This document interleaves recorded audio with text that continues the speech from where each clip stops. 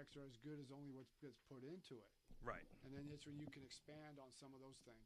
Okay. All right. Well, we're gonna go right into it. Let's see. In 3, 2. Hey, everybody. This is John at Ubaldi Reports, providing fact, not fiction, when it comes to issues facing America, whether nationally or internationally.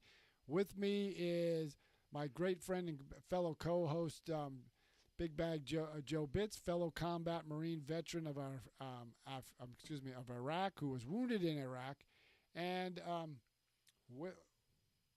with me is also a gentleman named Ray, who is a fellow Marine, but also Ray brings a different perspective on this topic that we were going to do, and this is talking about the Texas shooting that happened yesterday, which that.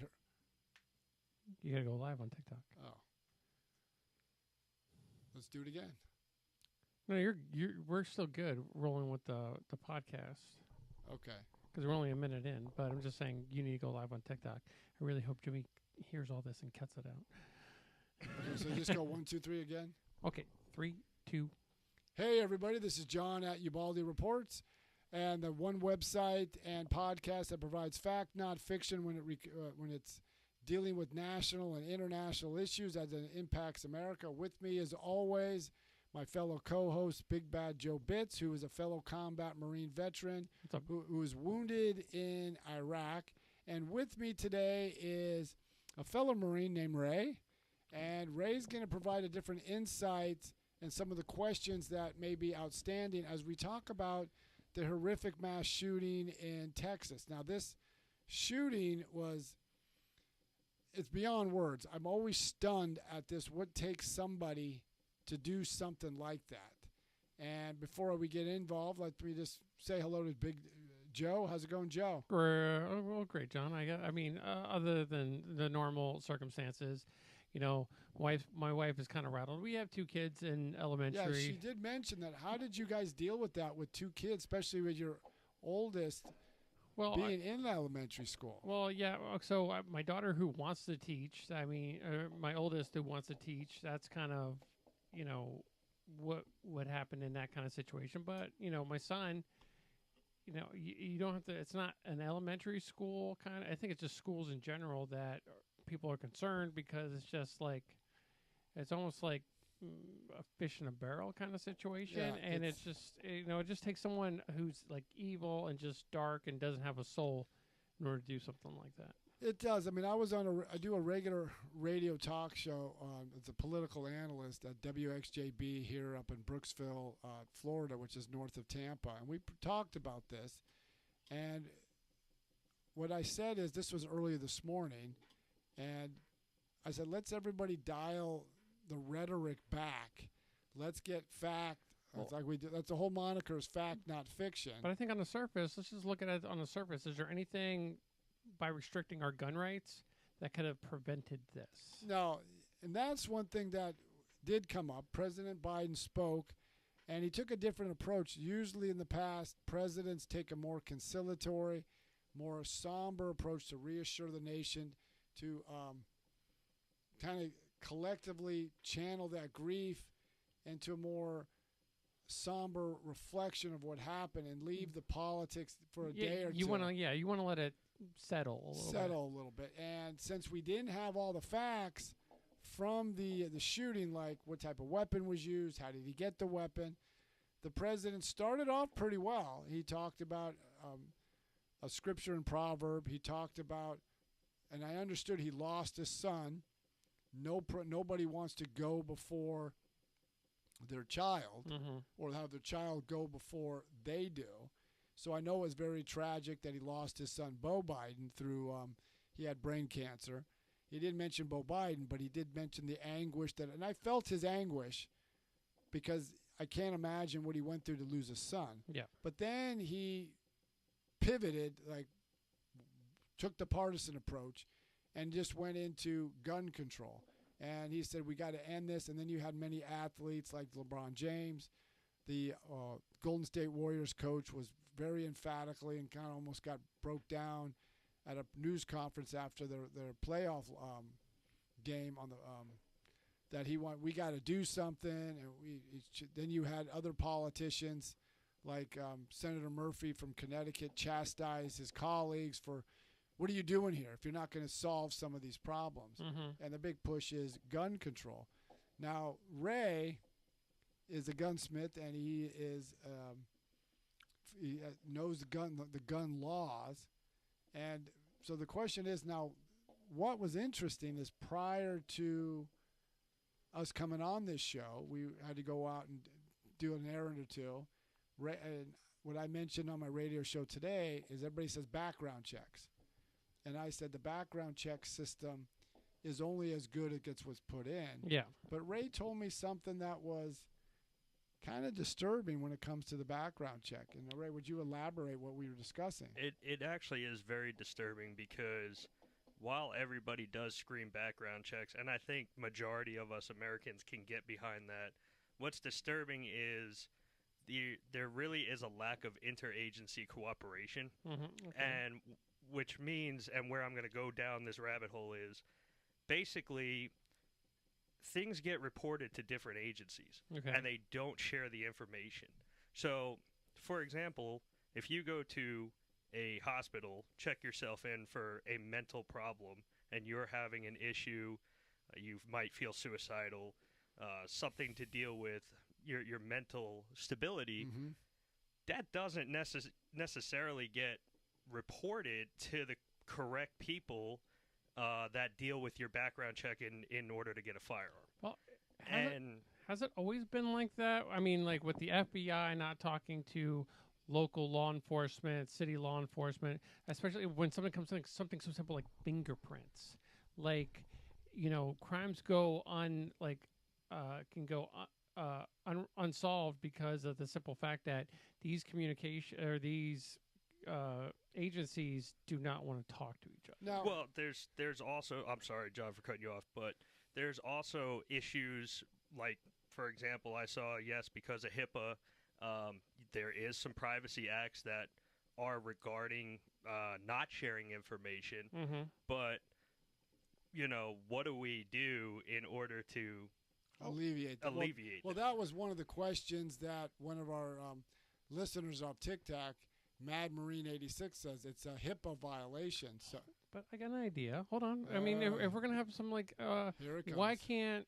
I mean, if it's like maybe like a bartender kind of approach where you can serve this person because they're not inebriated, or you're going to, so you can kind of determine, why can't the person that has like the FFL, Mm-hmm. why can't they determine, okay, I don't like the looks of this guy, so just because he passed the background check, maybe I can, put a note or upside down smiley face or something indicating that this person is not setting right with you, and then you can cancel the sell because you just do this classic line. Oh, there's something wrong with the system. You might want to go check it out. You can do that. I And- mean, you as a gun shop owner, if you got a bad feeling Mhm. about this dude, you don't have to sell him the gun. First of all, it's your stuff that you're selling. Yeah. And if you don't feel, if you're getting a bad vibe from the dude and he's just kind of talking and you overhear it, yeah, don't sell him the gun. But what if? Okay. What But if he puts up a front that you have no idea about, Well, but see, how are you going to know? But what the if I'm- point, okay, but the point that Joe mentioned, there's got to be. It's almost in a way like the what is it? Maybe not be the same instant, but I think it's a good point for those who are banned on from flying. Mhm. No fly zone list. Now they also has to be some type of due process, so you don't just willfully flag somebody, because they do have constitutional rights. But the other thing is, it's just like there was a shooting in Texas, I think about 2 years ago, where there was a discharged Air Force veteran, and I use veteran, I guess when you get discharged, he doesn't have that status, but I think it was either bad conduct or dishonorable discharge, which is under a felony type provision. Mm-hmm. Well, that didn't get put into the system. And they found out after he did a shooting at a church, and luckily there was a couple armed parishioners there, that there wasn't no mass shooting. But when they found out that over 43% of the time, only 43% of the time the military puts that information into the system. Yes. So Mad Marine kind of bring up something about it, like a safety class and stuff like that. I do want to answer that. Well, but I don't think that's. I still don't think that. Still don't think that solves the problem of what the situation is. Now, what was what was your question you said? So Mad Marine was. She said he at 18. Why aren't they required to take like a safety class and stuff like that? Like Cash has already taken a safety class. He's going to take another one until he is a little bit more comfortable. So, and then he has me to like show him. But still, I mean, maybe the way she's kind of like throwing it at us is that. Do you agree with like maybe a registry of some sort of like you have to take a driving test in order to get your license? Yes. Okay. You have to have some kind of training course in order to get a concealed weapons permit here in the state of Florida. Now, is there something like, hey, John, here's your gun license or here's your gun permit as soon as you pass this course, the safety course? The only problem I have, I do agree with there should be some type of safety course to own a firearm because we don't live in 1880 America. But at the same time, like I know for concealed carry permits, and this wasn't the case here, but I know for concealed carry, like in California, they make it so prohibitive, so difficult that you have to shoot this way, this way, this way, because they want to make it so hard for you to get that. Some states would make it so difficult for somebody not to pass that course. Yeah. That I think that's an infringement on their constitutional rights. But the one thing that I want to get to is I know we always talk about gun control legislation. There's nothing I heard in all of this would have prevented this case in this situation. Now, we still don't know the full details. The one thing that nobody's talking about, and I mentioned it to your wife prior to we getting on this TikTok, and I mentioned it on the radio. Now, I'm older than you, Joe, by what, 10, 15 years? 100 years. Yeah, thanks, Joe. Thanks, you friggin' troll. Were you at Gettysburg? Yeah, I was at Gettysburg. I saw Lincoln there. But what are you talking about? You're so old. Ray isn't even born yet. There you go. I went to combat. Ray wasn't born. But the point that I brought up on the radio show, when I was a kid, everyone in my class had a two-parent family. Everybody except for one. But everybody had a two-parent family. Now, the times were different back then. Now, let's say take it to the two biggest religious holidays, Christmas and Easter, if you're in the Christian faith. Christmas, when I was a kid, you would go to the downtown, and there would be nativity scenes older than, so there would be nativity scenes everywhere. You could say Merry Christmas. Church and religion were a big part. Now, I also mentioned to your wife, when I was a kid, Sundays were more of a day of rest. There wasn't a lot of things open on Sundays. And then we ate as a family 7 days a week, basically. Every day we were at the table, especially during the week. My mom would come home at 7. And my dad took care of us because he got hurt on the job. I would make the dinner.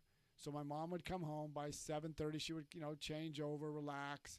And then we would sit down to dinner. But we ate as a family together. Yeah. And I was listening to one commentator, and she said that that we don't get together anymore. We're so tied up in our social world that we don't branch out. It's always behind a computer or a cell phone or any of these things. And I also mentioned too that we had the most the most liberal gun laws when I was a kid. I remember people taking their trucks to school. They had a gun in the back, hanging up proudly. But I think we lost that family structure. I mean, more kids are coming from single-parent families, and I'm not trying to mitigate single parents. But also, without the structure of the two-parent family, I think it's lost. Now, I don't know what the family life of this kid was, But if you look at some of these, most of these mass shooters, I think he was raised by his grandmother. The way it looks. yeah. But I have a friend who was raised by her grandparents, but her parents kind of just cast her out, and she's still feeling the effects today. Yeah. She has emotional issues. She has anxiety issues. Without But she's not ready to pick up a gun and walk into no, but a school. but the point is, but when you, she's not ready to do that. But some people are. Everybody gets affected differently, and without that social connection of a family structure, nobody looks at that. So I think the problem is here, and I think we've always talked about it on this podcast, is that nationally, how much money goes to education?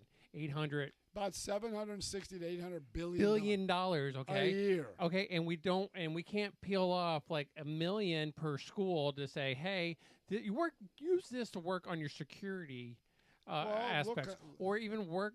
Hey, you hire 2 people, maybe even 4, to guard the school at $60,000 a year.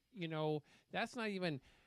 That's like $240,000 a year. It's going to cost you to. But look at this way.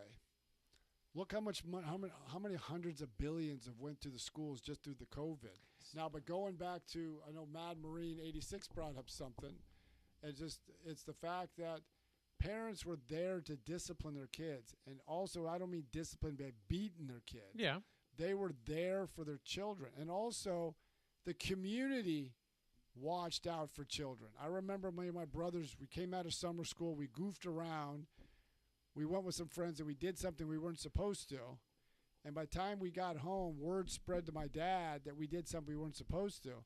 And my dad disciplined my brothers and me. So I think the whole incident that went on, it's two-pronged. It's the mental issue, and we've always been dealing with that ever since Reagan kind of cut them all loose. But we also have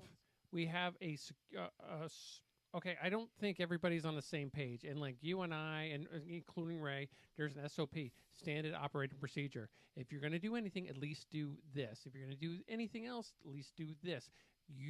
These are your guidelines. As long as you do that and you check off the box, you're good. Anything you add to it, good. Anything you take away from it, probably going to be a bad situation. And these schools don't have a standard SOP when it comes to protecting their school. And protecting your school starts with one thing. It starts with locking the friggin' door. And that's it. And don't put that onus on the janitor, because this guy's just here to clean and maybe do some maintenance. Put the onus on the teachers. Teachers are in that school, and it's not because there's no setup for them putting their life at risk. No, absolutely not. But there's also, and I agree with you, teachers are there to teach, not to provide security, there's got to be ways to protect the schools. And you're right, the door was left open. Do they do periodic security checks? Mm-hmm. Do they do an evacuation to see if there's planned? Is everybody aware of what the procedures are? But there's also another issue, and Mad Marine 86 brought it up, is we lost too many families to drug addiction. When I was a kid, I don't remember everybody being on, antidepressant, on anxiety. We never dealt with that stuff. Mm-hmm. Now, a lot of times people would say, well, we just didn't deal with it, so we pushed it off. Now, you mentioned, we talk about mental illness. Now, the whole thing, everybody goes to like Ronald Reagan, he emptied the state hospital. That's not what happened. Well, no, but... But what happened is, this was when he was governor. He took everything because there was a bloated state budget for the state mental health, and he let the counties, because they felt it was easier if they were down at the local level, mm-hmm. decide, but it was never funded correctly. It was never put together correctly. And, I think there's like an aspect there where you could probably start nipping in the bud with almost like a group counseling session starting from the early ages of even elementary or even middle school, where a teacher just gets a whole bunch of students in a nice circle and they just talk, because that's what a lot of therapy is. It's just you talking about something and you're kind of just picking up things here and there. And the problem with maybe some of the mental illnesses going around is that yes, there's something going on, but nobody's listening. Yeah, but see, the thing is, the other thing with mental illness, we're so caught up, and I do this with the kids in my church, they're so connected to their phone. Like, I remember we did a youth trip up to New York, and one of the girls' phone broke, and I thought she was going to go into convulsions because she couldn't text her friends on a day, like an instantaneously. Remember when we were kids? Yeah. You went to school, then you were outside playing. You played. You interacted with the neighbors. You did things like there was community block parties. The town I lived in, when it came to 4th of July, everybody had the parade. Then you went to the local clubhouse. Everybody was let in for free. They had barbecues. They had that. Communities got together. You knew who your neighbors were. Yeah. Today we're so isolated. It's almost like we're in our invisible barrier around our home. If you're not in my home, get away from me. I don't need you. And we've got to get, like, I go back to when we messed up as kids. Everybody watched out for everybody else's kids. Yeah. So it wasn't a problem if you say, hey, you shouldn't be doing that, because word would have gotten back to your parents. And I think we need to get back to, like, again, we don't know the full circumstances from this kid, but it's probably assumed to say he was a loner. He had some issues. Yep. But I still like to go back, and I don't know this for a fact. I know you mentioned it. I like to know if it's fact. He was raised by his grandmother. Where was his parents at? So, well, yeah, we're still trying to get the whole story. And do you think we'll get the whole story because he is of Hispanic I don't descent? know. I don't know. Because it just seems like white guy, they'll go blast that. right away. But if they're a minority or Hispanic, they'll just be like, we don't know what you're talking about. This might stay up. This might stick only because he used an AR-15 again. Another mass shooting. But is that we know that for a fact? Yes, he did purchase 2 AR-15s. But did he go in there with this? The questions that we're asking is, so what we've heard is that Border Patrol followed him, and he was kind of cornered, and then he went into the school. Or was it him? Oh, hey, here's a school. Time for me to shine. As far as I know, we don't know. That's why I wanted, and I said this morning, political leaders on both sides of the spectrum, this isn't the time to score political points. No. Let's find out fact, because each side has something to look at. So, I mean, you got the right on the conservative side. They're always against, gun control. And we have mentioned earlier, and you said, how many gun control legislation are on the books now? Would anything they're proposing would have stopped this school shooting? I truly think that we need to switch the conversation from gun control and all that to how do we stop the criminal? Because gun control does nothing to the criminal, but it places the blame at everybody who follows the law and goes through the background check, does the process of buying a firearm. It prohibits us and limits us even more, where if we had a conversation that said, hey, let's have some common sense talk about how do we stop the criminal? Do we stop the criminal by, if they commit these mass shootings, hey, look, you got to go. You got to die. Sorry, you just killed 20 people. You got to go. Yeah, I don't care if you surrender. So, my whole idea is that if you have to do something so heinous to somebody to deter everybody else from, yeah. If I did that, that's going to happen. Oh, but that's no. what I think we've made acceptable now is, these mass shooters, they throw down their weapon, they raise their hands up, and it's like, oh, yeah, I get to go to jail, 3 meals a day, hot shower, and I just killed 20 people. But let's look at this. You had the entertainment world, obviously. You had a lot of the Democrats. We need gun control, like Christopher Murphy chastised his fellow colleagues in the Senate, mainly Republicans. Then you had LeBron James, Stephen Kerr, the coach of the Warriors. Where were they when the carnage is going on in Chicago? Look at LeBron James. They're millionaires. They get to sit in the mansion. I know, but LeBron James plays for the Los Angeles Lakers. Look at the carnage that goes on in Los Angeles. Kerr is the coach of the Warriors. They play out of a stadium in San Francisco. look at the crime and the killings that go on in these cities, but they don't say anything about that except when this happens. Then they got this idealistic world. This is how things should to be. Maybe if look what's going on the border, as Mad Marine 86 mentions, we're having like last month, 240,000 people crossed that border. Mm-hmm. They just caught an individual from Iraq who was sympathizing with ISIS as a plot to kill President George W. Bush. How much fentanyl is pouring across, and illegal drugs is pouring across that border? Yeah, but I mean, you going back a little bit of like what could have stopped this particular shooting, and I'll tell you the one thing that could have stopped this particular shooting: if the freaking door was locked.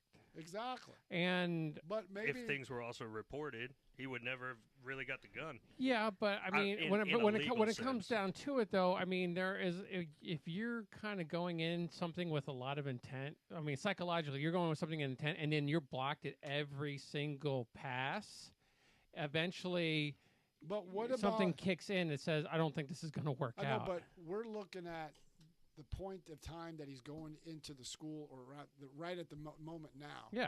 Maybe if we look back at years ago, now like I said, we don't know what his childhood was like. Mm-hmm. But I go back to my one friend. She was raised by her grandparents because her mom and stepdad didn't get along with her, so she'll go live with your grandparents. Her father didn't take her in. So she still has these very serious anxieties about being abandoned. Mm-hmm. Now, I don't know what this young kid was going through, but he shot his grandmother, so obviously he wasn't stable. But who around him? What was his childhood like? Where was his parents? Now, my parents, I mean, just so I say this, it's not done in a vacuum, I didn't grow up rich. We were friggin' dirt poor. Mm-hmm. My dad only had a 5th grade education, but he was there for us from the time I was born and the time I graduated high school and went off into the Marines. Yeah. So we need to understand. We can't. Look, I look at your family. Yeah. Every time I come over here, you and your wife give guidance to your children. I was been here where you discipline your children. Mm-hmm. I've been there when your children were sick. I've been here when your children, where you gave praise to your kids. Yeah, you've been there when my wife has not said a single word to me. Yeah, exactly. But you have your kids are growing up in a structured environment. I doubt this kid went through that. So I want to kind of touch on something, because talking about what Ray was talking about with the background checks and but you know, it's the simplest form, and I've seen this. It's a lack of everywhere when it comes to relationships, when it comes to work, and it's communication. There is a lack of communication when it comes to, and that's just it. And you and I, including Ray, we learned that in order to increase morale, especially with like Marines and stuff like that, the one thing is communication. Whether it's good news or bad news, as long as it was kind of getting communicated to us, it was somewhat uplifting because there was something going on.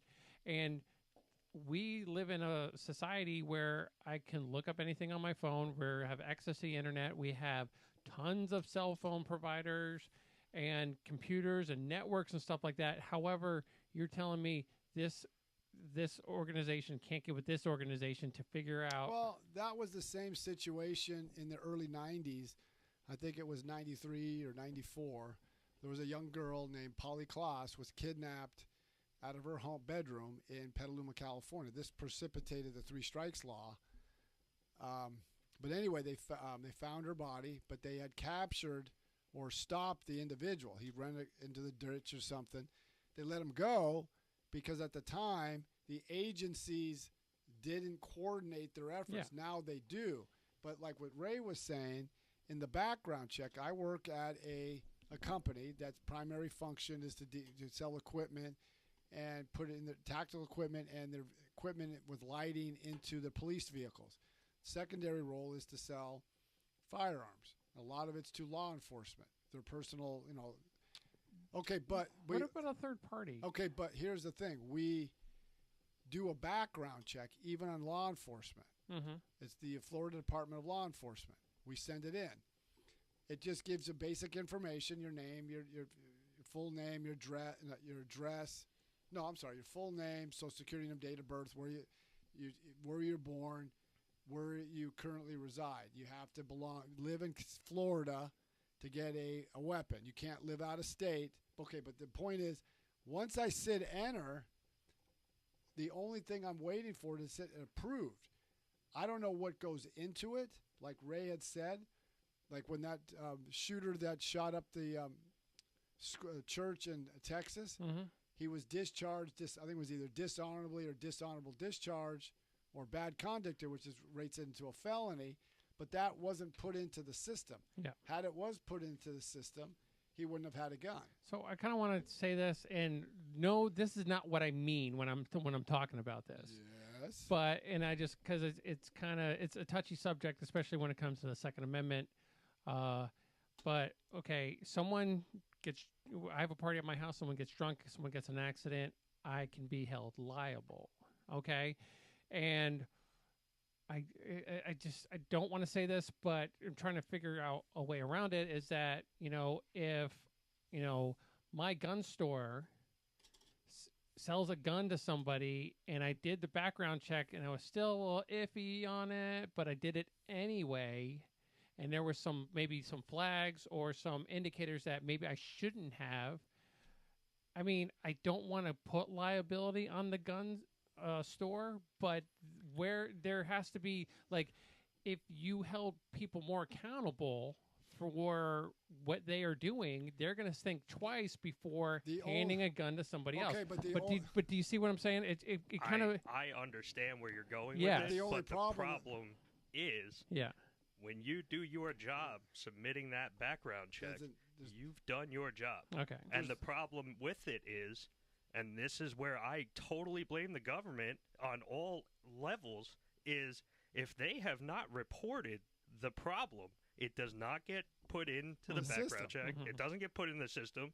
You could, if you get busted felony marijuana, and on that background check 4473, and they don't report that you were busted felony marijuana, and you said that you never done drugs, you get a gun. Because only the thing when you do because I do the background check every day, and you can even be. I just found out when I first started there, you don't have to be a U.S. citizen to do it. Now, if you are a U.S. citizen and you were born in another country, they take the background check. Will go like the Florida Department of Law Enforcement will cross-check with other federal agencies that deal with those who are coming from another country. Yeah. But all you put in is their name, I think birthday, Social Security number, where they were born, whether foreign or domestic, or they're a U.S. citizen or not. If they have a concealed carry permit, you hit that. That gives them a little bit quicker response. But there's nothing that you won't know why they were rejected, and you'll never know if everything. You're hoping the government put everything into the system. No, okay, but we're also talking about personal intuition, though. No, like this. If this is my livelihood, and that me selling a gun, it could be the end of my livelihood. I would be a little bit more due diligent in making sure. But that's why I said what I said earlier was you have to use the discretion. But what about like a 3-strike law? Like if he doesn't get a gun from you and he tries to get a gun from somebody else and he doesn't get a gun from somebody else. But that still goes back to what gets put into the system. Yeah. That also brings up another topic. See, down here, the Pulse shooting not too long ago. Yeah. That gentleman did exactly what you were talking about. He went to a gun shop, got red flagged, couldn't buy a gun. And then he went to another gun shop, and he bought a gun. And it didn't pop up on that NICS. Yeah, and that's our problem. And he couldn't get a gun, and then he went down the street and bought a gun at a different shop, and then he committed his acts of violence. Okay. And, that is a huge problem. And for the gun industry and us shop owners who want to, sell guns, I think there has to be a little bit more communication. I know there is communication, but I wouldn't be that I guess I wouldn't be that I guess not like I would be open to a communicative line where it was, hey, just let you know, I'm over here at Shoot Straight, Yeah. and there is this guy who got red flagged. He might go to your shop and try to buy a gun. Yeah, almost like like an APB or just Just put out alert, something like that, where you're trying to stay on the right But see, side. but it still goes back to communication and what gets put into the system. Because even at the gun store that I work that deals with our primarily focus is to law enforcement. We get some civilians, but majority of it's law enforcement. But even law enforcement, I thought you're law enforcement, you can carry concealed. He goes, nope. If you don't have a concealed carry card, you have to go through the full 5-day waiting period. You cannot pick up that gun that same day. Even if you're in uniform or out of uniform, you can't do that. But it goes back to what gets placed into the system. More calls for background check. I got it, but it's not solving the problem. Or when you have a president who totally doesn't understand the gun laws are on the books now. Enforce what you've got. Or even if you did, let's look at squarely he needs to look himself in the mirror and look at, is my family doing everything it can to not do stuff with firearms? That would be no, because his son threw a firearm in the trash. And the Secret Service recovered it. And their Secret Service recovered it. That's illegal, and I believe that's a felony or at least a high misdemeanor. At least. Now, I will throw a curveball into this because not every state abides. Actually, every state abides by their own different background check. Correct. So when I lived in New Jersey and I got a firearm, we had a universal background check. California has universal background check. Okay, define what you mean by universal, just for our listeners' sake. Universal background check goes all the way up to the federal level. So if you had a federal level crime, that also gets put on your background check. It goes all the way up. Do it anyway. So Florida and some other states don't go to a federal level on your background check. They just go state level. So that means if you were busted out in Colorado for a crime, you move to wherever, and they don't do that federal background check, it's never going to pop up on the record. Okay, well, then that's something that maybe something needs, when we talk about backgrounds, maybe do a universal background check where it goes all the way up to the Fed. The federal government's talking with the states, and states are talking with the federal government. That all goes back to communication. That goes back to communications. Most people, I think most gun owners I would agree, a background check. We don't live in 1880 America. I would agree with the background check that if you committed a crime or you have some mental illness or you have some other issues, that should be, and there should be, if you're flagged, let's say you had mental illness, you had some other issues, there should be, like on the don't fly list, there was a problem with this early on. Someone got placed on it and couldn't get off. Right. And I think they fixed that. So there should be a due diligence of some type of due process. If you get put on, you have a chance to represent yourself to say, listen, I was put on it. Why? And there should be a chance for you to get off it, except if you have a felony and some of these other issues. All right, so we talked enough. So, John, how can you get a hold of us? You can get a hold of us by going to ubaldireports@gmail.com. That's ubaldireports@gmail.com. Check all our social media platforms, Instagram, Twitter, Facebook, and definitely on TikTok, which we're live streaming now, and other media platforms. I do want to thank those that typed in, especially Mad Marine 86. She's always our great supporter. And Tommy Lasorda making another appearance. And Tommy Lasorda making another appearance. The more we get, our ultimate goal is to do these podcasts, obviously live, but also I want to do this every day. So we post that same day, and then I can bring in guests from around the country who can talk on these issues like gun rights.